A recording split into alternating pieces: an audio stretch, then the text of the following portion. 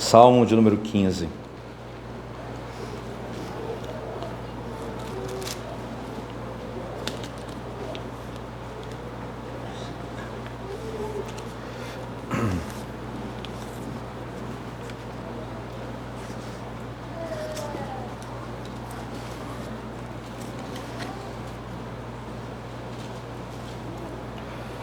Diz assim as Escrituras Sagradas: Quem, Senhor, habitará no teu tabernáculo? Quem há de morar no teu santo monte?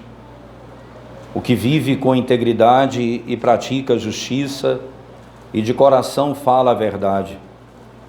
O que não difama com sua língua, não faz mal ao próximo, nem lança injúria contra o seu vizinho. O que a seus olhos tem por desprezível ao réprobo, mas honra aos que temem ao Senhor. O que jura com dano próprio e não se retrata. O que não empresta o seu dinheiro com usura, nem aceita suborno contra o inocente. Quem deste modo procede, não será jamais abalado. Amém. Vamos orar ao Senhor mais uma vez, irmãos. Nós te damos graças, ó Deus, pelo privilégio de podermos, mais uma vez, abrirmos a Tua Santa Palavra para ouvirmos a Tua voz poderosa. Suplicamos a Tua misericórdia sobre nós. Prepara o nosso coração, dá-nos um coração quebrantado, prontos para ouvirmos a Tua voz. Em nome de Jesus nós oramos. Amém. O texto aqui, irmãos, do texto específico do Salmo 15, está colocado dentro daquilo que nós chamamos na estrutura da revelação, dentro do Saltério, e está colocado no chamado livro 1, que é o livro que vai do Salmo 1 até o 41, não é? E, consequentemente, alguns dizem que é do 3 ao 41, mas ele está inserido exatamente nessa estrutura. E esse salmo, esse período desse saltério é conhecido como o período em que o reino estava sendo estabelecido. Daí a quantidade de conflitos, de grandes inimigos que Davi havia de enfrentar e estava enfrentando. Por exemplo, quando você pega o Salmo de número 2, você vai ver como os inimigos se levantam para destruir, como eles maquinam o mal, como eles desejam destruir o rei, e como o Senhor diz que ele ri daqueles que maquinam contra o seu reino. Mas você vai perceber que logo no Salmo 3, ele diz: Senhor, como tem multiplicado o número dos meus inimigos, como eles são muitos, como eles se levantam contra mim. E você vai percebendo que na medida em que o reino de Deus vai sendo estabelecido, não é? Ele se dá no meio de um conflito com os inimigos, porque quando o reino é estabelecido, outro reino é retirado.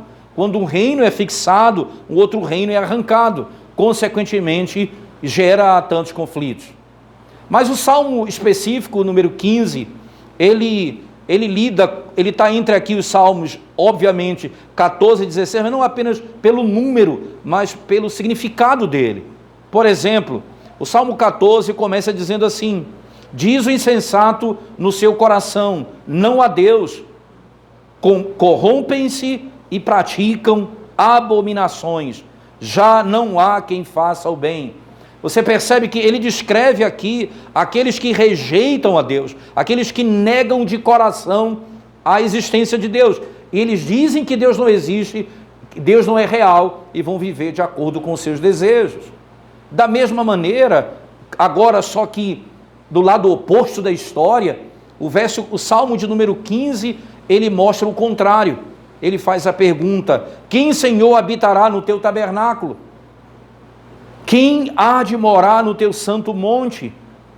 Ele responde de maneira tão inequívoca: aqueles que vivem uma vida de santidade. E aí ele mostra, são aqueles que não praticam a iniquidade, aqueles que não vivem para satisfazer os desejos do seu próprio coração. Esses são aqueles assim chamados. Da mesma maneira, você vai perceber que no final, no Salmo de número 16, irmãos, você vai encontrar talvez uma declaração mais bela do Saltério. No verso 11 ele diz assim: tu me farás ver o caminho da vida, na tua presença há plenitude de alegria, na tua destra delícias perpetuamente. De um lado, aqueles que rejeitam a Deus e consequentemente vivem na prática do seu próprio pensamento, do seu próprio coração, e por outro lado, aqueles que desejam habitar com o Senhor para sempre. Esses são aqueles que vivem segundo aquilo que Deus ordenou, segundo o caminho que Ele mesmo estabeleceu. E só na presença de Deus é que nós temos alegria perpétua e prazer perpétuo.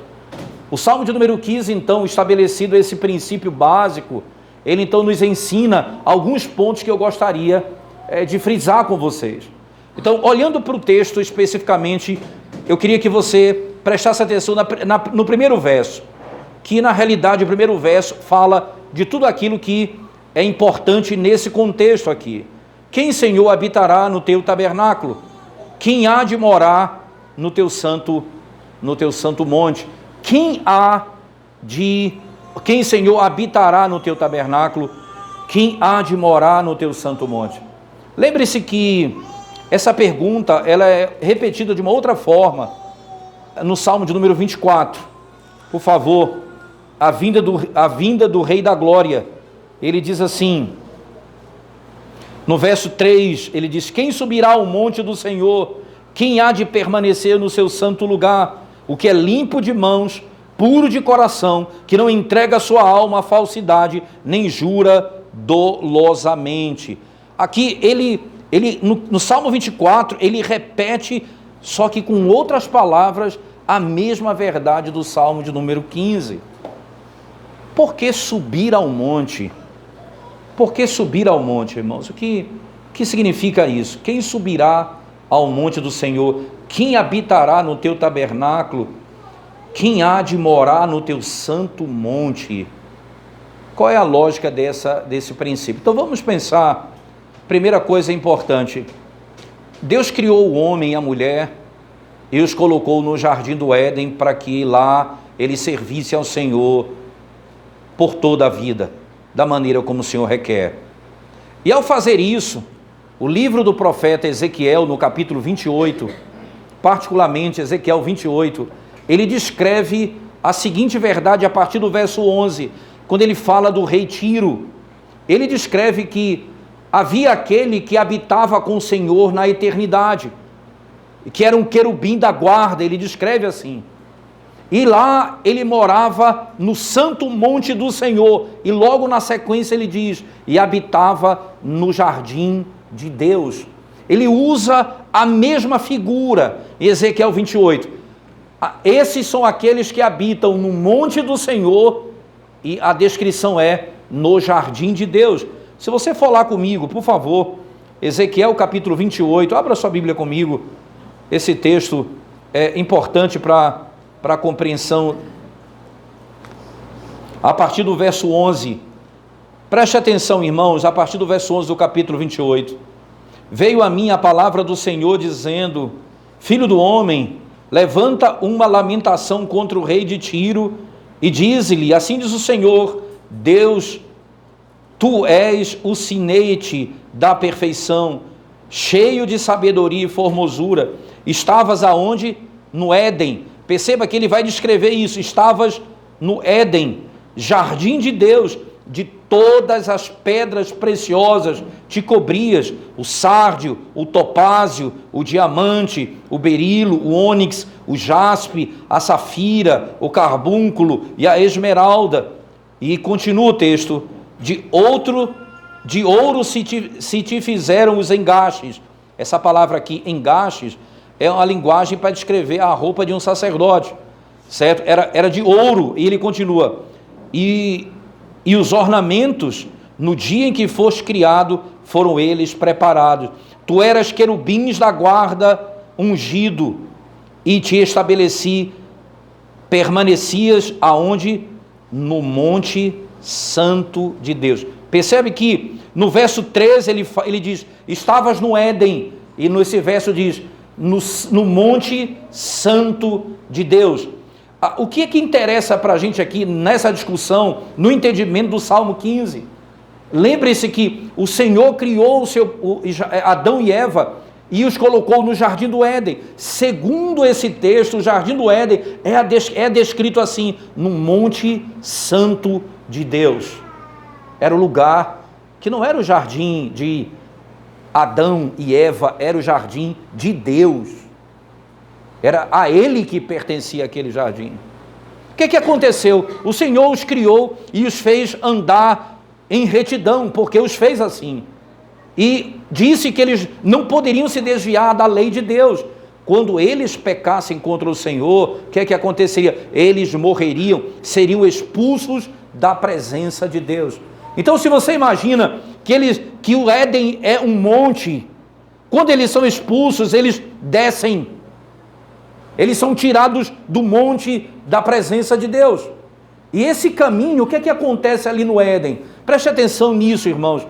Acontece que é colocado na porta do Éden, para que ele e a mulher, nem ninguém pudessem ter acesso à árvore da vida, por aquele caminho do pacto de obras. Agora eu não tenho acesso mais àquele lugar. E ele coloca então um anjo e uma espada flamejante, impedindo o acesso. Então ninguém poderia subir aquele monte, porque agora estava contaminado. E eles poderiam fazer o quê? Contaminar o lugar santo de Deus. Eles contaminariam o lugar onde Deus habita.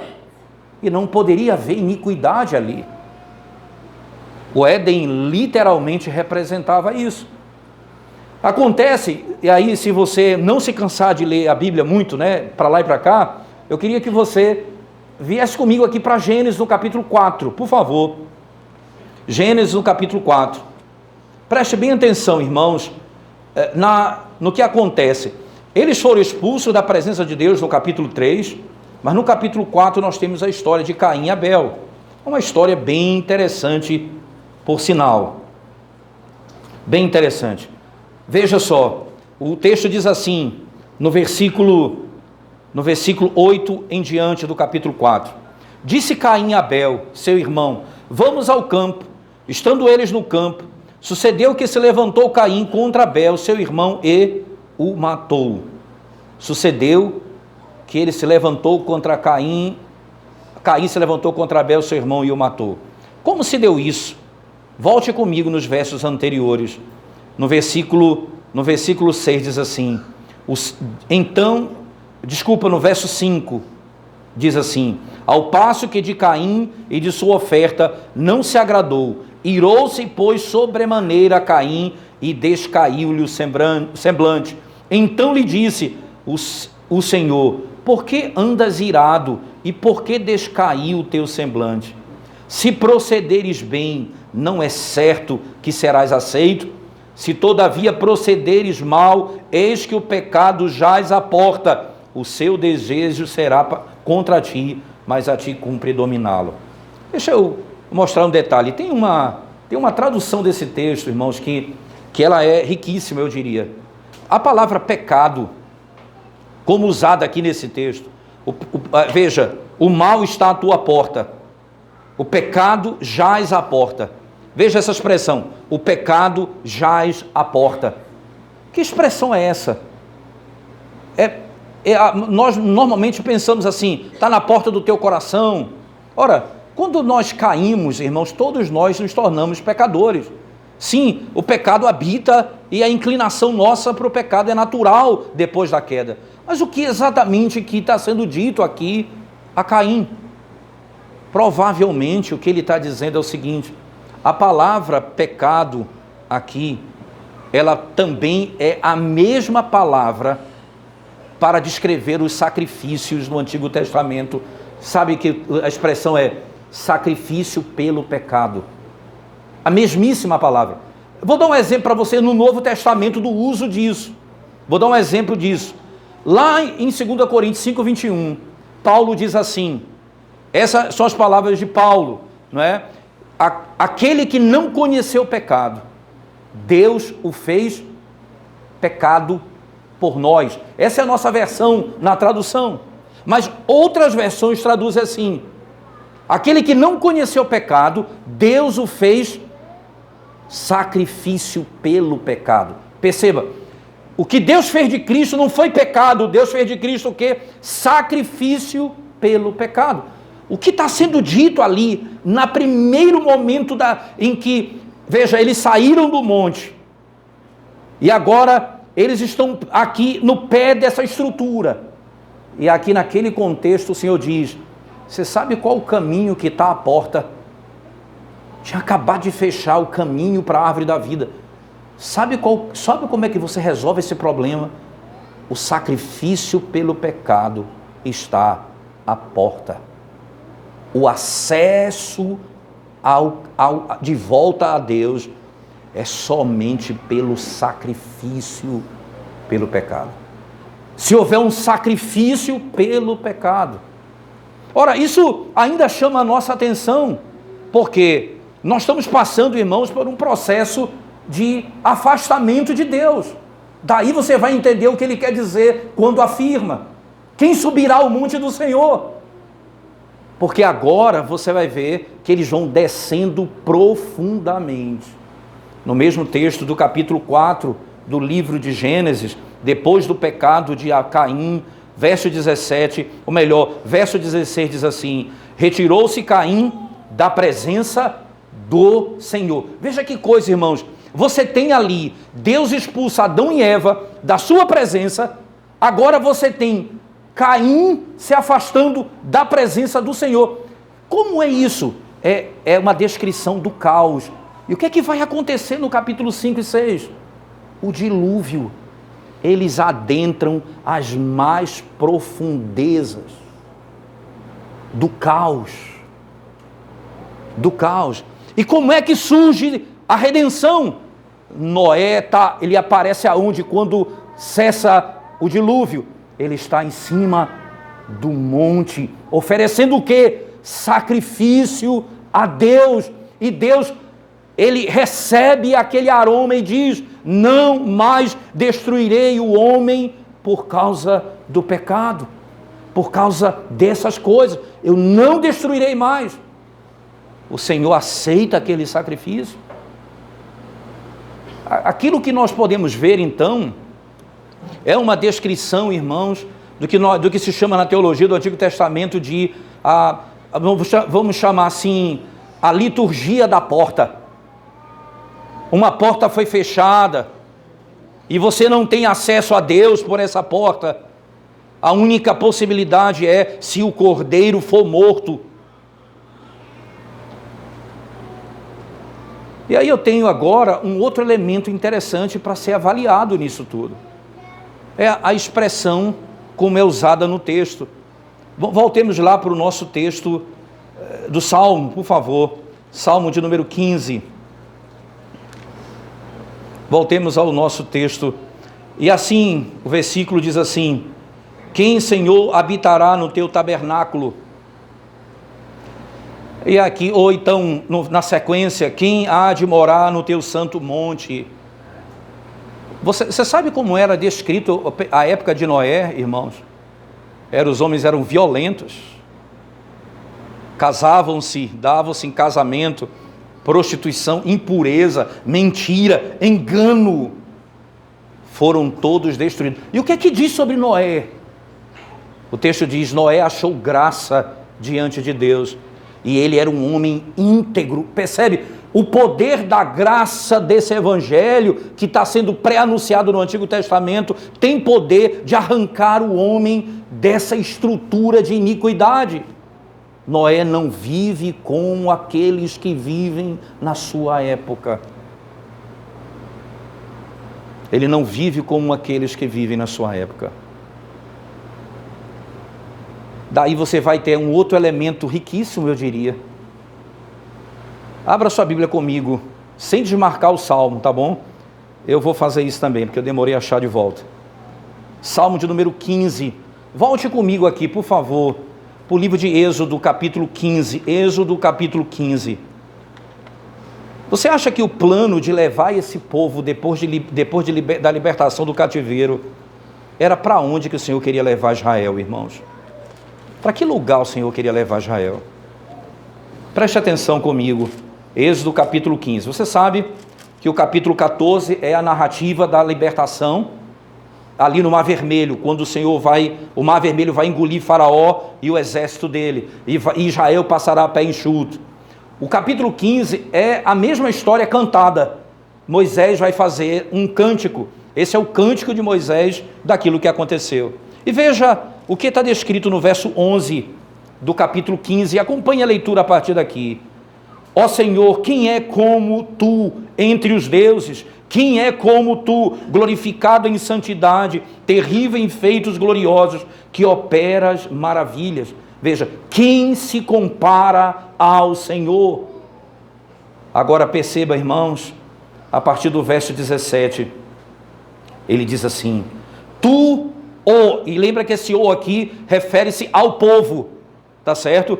Tu o introduzirás e o plantarás aonde? No monte da tua herança. Veja, o Senhor está arrancando Israel de onde? O cativeiro é uma outra descrição do caos. Eles estão longe, longe do Senhor. E o Senhor diz, ao tirá-los de lá, diz, o Senhor vai plantá-los. E que linguagem belíssima, plantar. Me traz à memória o jardim que foi plantado. Eles são exatamente assim, como o Salmo de número 1, esses são como árvores plantadas. E o Senhor os plantará. Plantará onde, irmãos? No monte da tua herança, no lugar que aparelhaste, ó Senhor, para o que? A sua habitação, no santuário, ó Senhor, que as tuas mãos estabeleceram. O Senhor vai trazê-los para o santuário, para o monte da sua habitação. Como foi que começou tudo? Num monte no Éden. Ele criou o homem e a mulher para habitarem com ele. Eles pecam e são expulsos porque nada contaminado pode estar diante de Deus. E como é que o Senhor vai trazê-los de volta? Através da liturgia da porta. O sacrifício está à porta. O sacrifício precisa estar à porta. Se não vieres com o sacrifício do cordeiro, não entrarás. O Senhor vai tirá-los e levá-los para o monte da sua habitação. Para o monte da sua habitação. Ora, irmãos, essa declaração, ela ajuda a gente a entender outro elemento. Lembra que eu falei da palavra santuário, lá no Salmo 15? Né? A palavra santuário no Salmo 15. Por que é tão importante aqui a palavra santuário? O que é santuário? É o lugar da habitação de Deus. Tem uma obra escrita por G. Cabil chamada A Teologia do Templo. Né? E a ideia básica desse livro é mostrar que o templo é o lugar onde Deus habita. Deus habita, ele descreve isso desde o Éden até o fim. Mas o que chama a atenção é que esse lugar que Deus habita não pode ser habitado pelo homem. Quem foi expulso da presença do homem? Quem foi expulso foi o homem da presença de Deus. Não foi Deus que saiu. Não é como uma briga de casal que o marido deixa a casa para a mulher e vai embora. Aqui é o Deus Santíssimo. O Deus Santíssimo não pode habitar onde habita o pecado. E todos os pecadores são expulsos da sua presença. Você sabe que a palavra santuário vai receber uma nova nomenclatura na revelação. Sabe como é que ela vai chamar? Tenda da congregação. Se você ainda em Êxodo, por favor, Êxodo capítulo 40, finalzinho mesmo do livro, o último capítulo do livro de Êxodo, Êxodo 40, depois a gente vai só virar a página, não é? E você vai perceber a mudança impressionante no texto. Êxodo capítulo 40, diz assim, verso 34 em diante. Então a nuvem cobria a tenda da congregação. Veja o nome que é dado aqui agora. A nuvem cobria a tenda da congregação, e a glória do Senhor encheu o tabernáculo. Moisés não podia entrar na tenda da congregação, porque a nuvem permanecia sobre ela. Quando que esse tabernáculo se tornou um lugar em que nós podemos nos congregar com Deus? Aí você vai entender o início de Levítico. A resposta está no verso 1 e 2 de Levítico 1. Chamou o Senhor a Moisés da tenda da congregação. Veja que impressionante.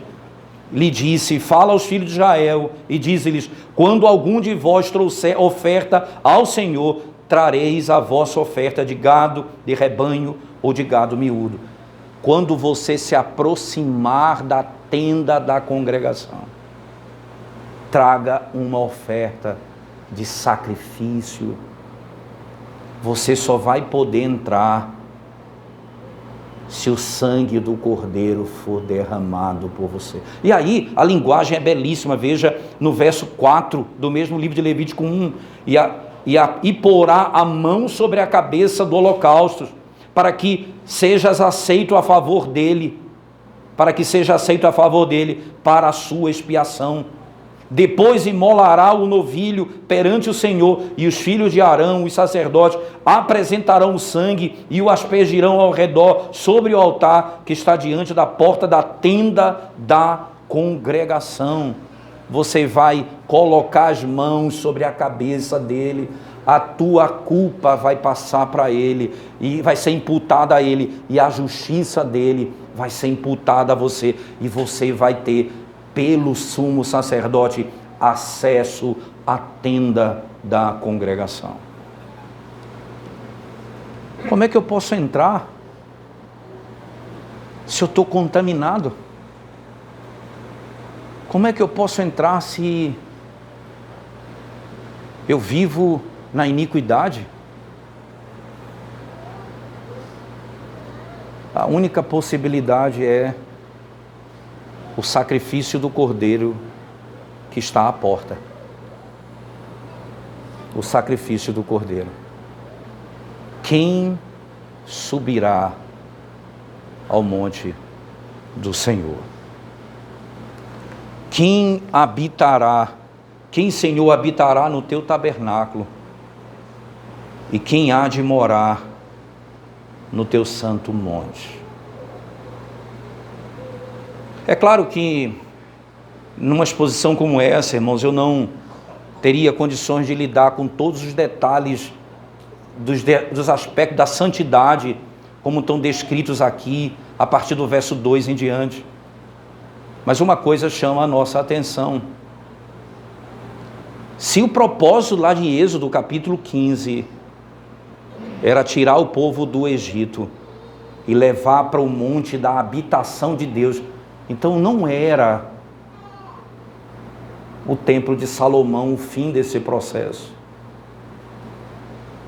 Era o lugar da habitação eterna de Deus. Exatamente para esse lugar que o Senhor está conduzindo o seu povo. É para esse lugar que o Senhor está conduzindo o seu povo. Agora, quando você vai lá, por exemplo, o fim da revelação, queria que você abrisse comigo, por favor, o livro de Apocalipse, capítulo 21.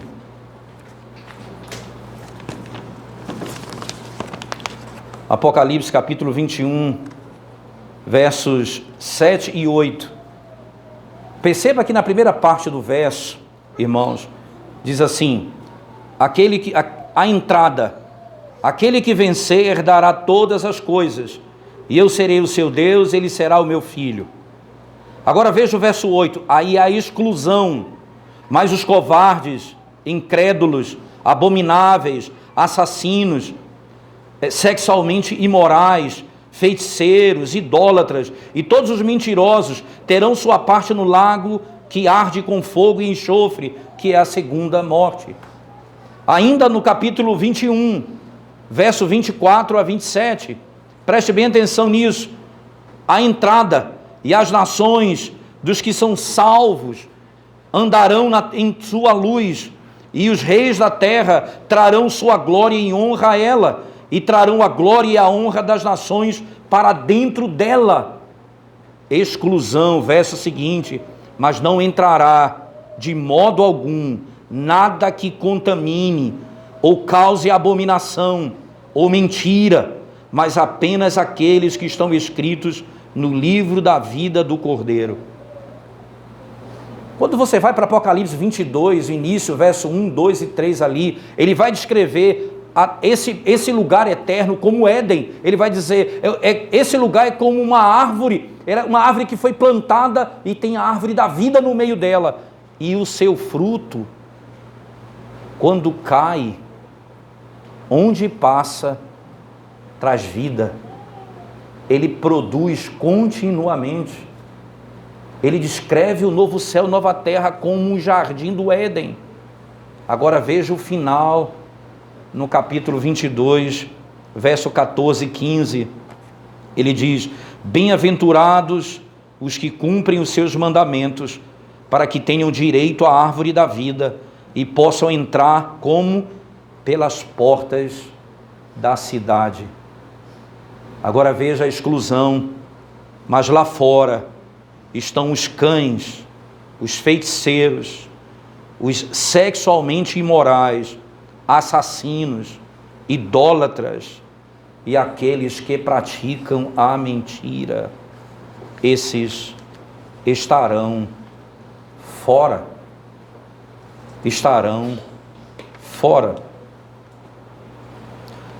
Eu penso nesse texto, irmãos, e você vai entender que é impossível imaginar aqui que nós estamos lidando com meras informações do modo de vida.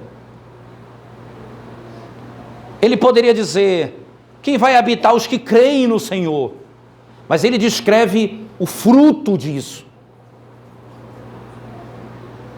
Como nós podemos descrever uma árvore. O fruto de uma árvore não é a essência da vida dessa árvore. Essa árvore está viva não por causa do fruto. O fruto é a declaração que essa árvore está viva. Quando ele diz que os que vão habitar são os que vivem dessa maneira, porque esses foram alcançados pelo poder da graça. Esses foram redimidos e, consequentemente, esse é o modo de vida deles. Eles têm prazer no modo de vida estabelecido pelo Senhor. Não é a salvação por obras. Sim, nós vamos ser julgados por nossas obras, mas as nossas obras, como os frutos de uma árvore, não são a causa da nossa salvação, são a declaração de que nós cremos verdadeiramente pela graça, fomos salvos pela graça.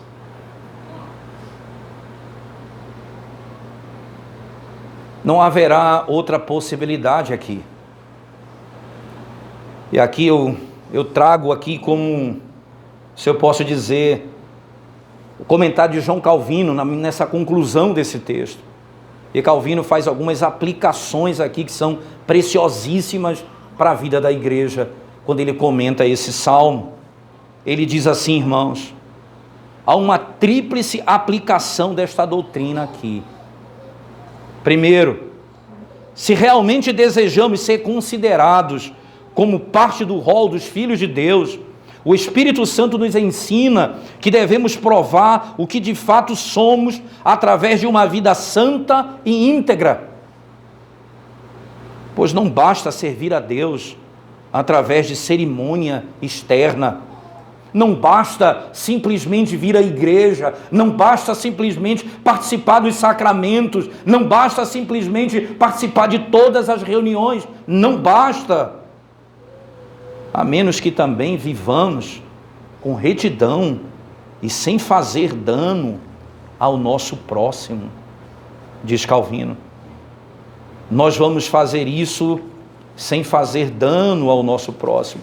E ele continua, citando ele aqui exatamente como está no comentário dele. Em segundo lugar, ele afirma: já que tão a miúde vemos a igreja de Deus desfigurar-se com variadas impurezas, para evitar que tropecemos no que aparenta ser por demais ofensivo, faz-se uma distinção entre aqueles que são cidadãos permanentes da igreja e os estranhos que penetram em seu seio apenas por algum tempo e logo deixam o rebanho do Senhor, porque não vivem como o Senhor requer.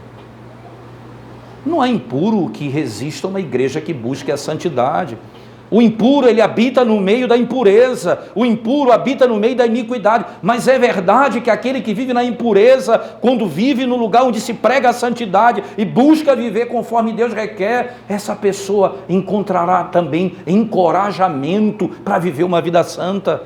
Se ele não mudar, ele não vai sobreviver.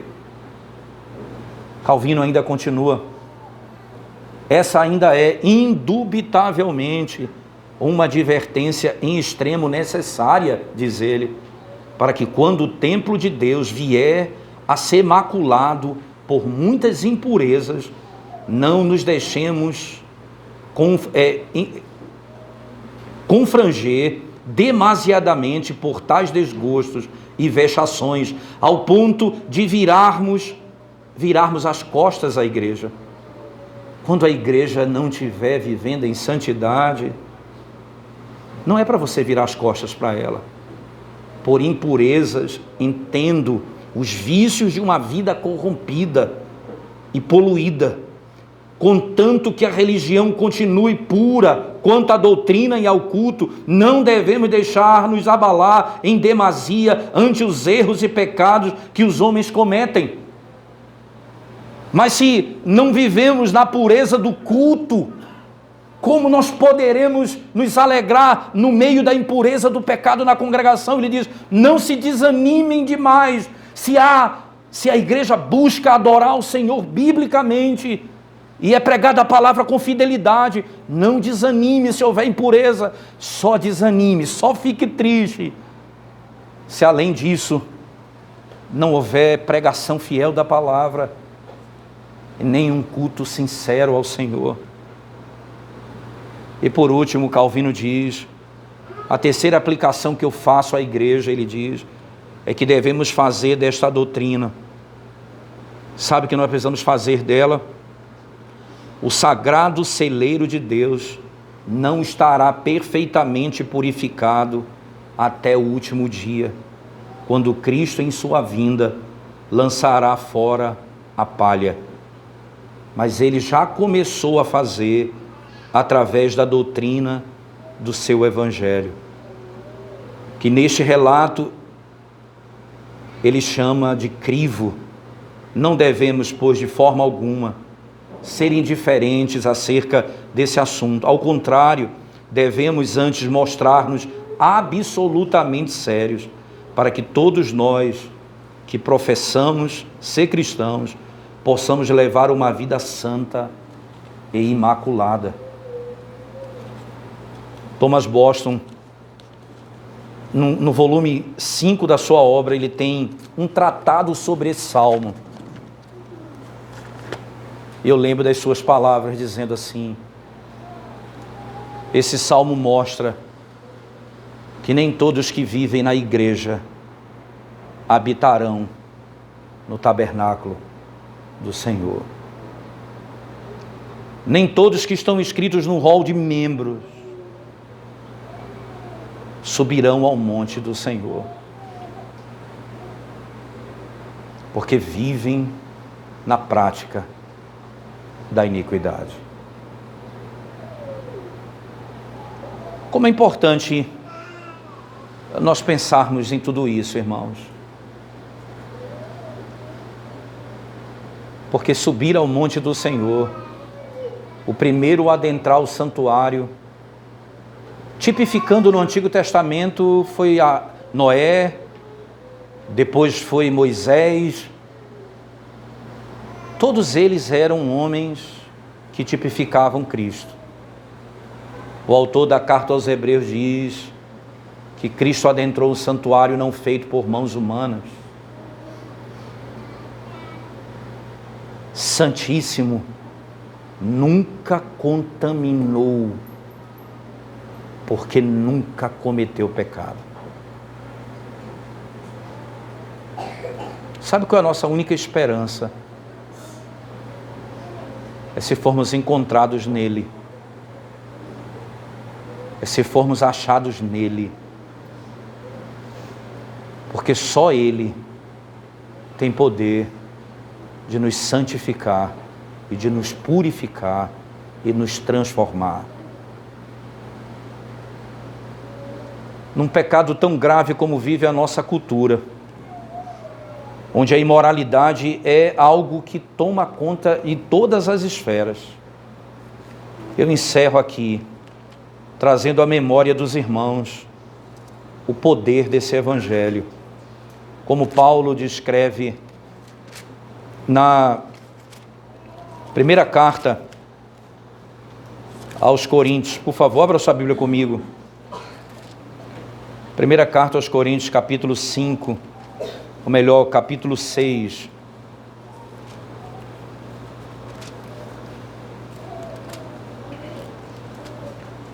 Primeira carta de Paulo aos Coríntios, capítulo 6.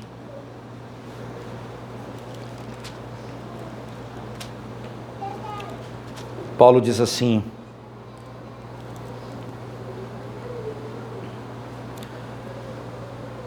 verso 9, 1 Coríntios 6, 9 em diante: ou não sabeis que os injustos não herdarão o reino de Deus? Não vos enganeis, nem impuros, nem idólatras, nem adúlteros, nem efeminados, nem sodomitas, nem ladrões, nem avarentos, nem bêbados, nem maldizentes, nem roubadores herdarão o reino de Deus. Aí Paulo diz: tais fostes alguns de vós, mas vós vos lavastes, mas fostes santificados, mas fostes justificados em o nome do Senhor Jesus Cristo, e no Espírito do nosso Deus. Muitos de vós fostes santificados. O que eu devo fazer? Aproximar-me daquele único que tem poder, não apenas de me salvar, mas de me fazer viver uma vida santa nesse mundo caído. As palavras dos apóstolos são gloriosas nesse sentido. Habitar no monte do Senhor é uma esperança. Nós já estamos em Cristo e aguardamos o dia que estaremos com Ele. Na primeira carta de João, no capítulo 3, verso 3, João diz assim: todo aquele que tem essa esperança, que esperança? De ver o Senhor face a face. Todo aquele que tem essa esperança, purifica-se a si mesmo, assim como Ele é puro. O Deus com quem eu vou, o Deus que eu vou ver face a face, é santíssimo. Como vivo eu me preparando para aquele dia? Como quem deseja vê-lo, uma vida de pureza. São esses que habitarão a casa do Senhor. Vamos curvar nossa cabeça, vamos